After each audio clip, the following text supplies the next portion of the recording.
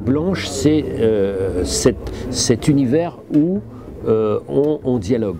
Cette esquisse de portrait, c'est un peu l'esquisse de la Belle Époque, d'une certaine manière. Et la mise en scène du tableau est incroyablement elle-même précurseur de ce que j'ai vu de Cocteau par lui-même longtemps après.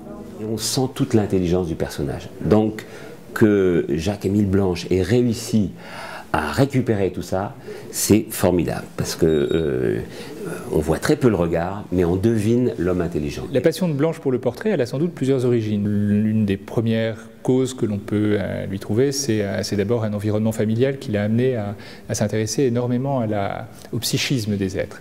Et donc, il avait, dans la manière d'étudier les personnes qu'il portraiturait, une acuité du regard qui était absolument extraordinaire et qu'il a appliquée à toutes les célébrités de la fin du XIXe siècle et du début du XXe. Jacques-Émile Blanche a fait ça admirablement. Il traduit ce que doit faire tout grand peintre, évidemment. C'est en ça que Blanche n'est pas un peintre mondain. Il traduit l'intériorité du personnage et à travers ça, alors on peut imaginer beaucoup de choses. La pose est d'une élégance absolument magnifique, la main, tout ça, puis l'éclairage, voilà, ça j'adore ça. Ce qui est très important pour un photographe, je trouve, ou pour un peintre, c'est d'arriver à s'oublier soi.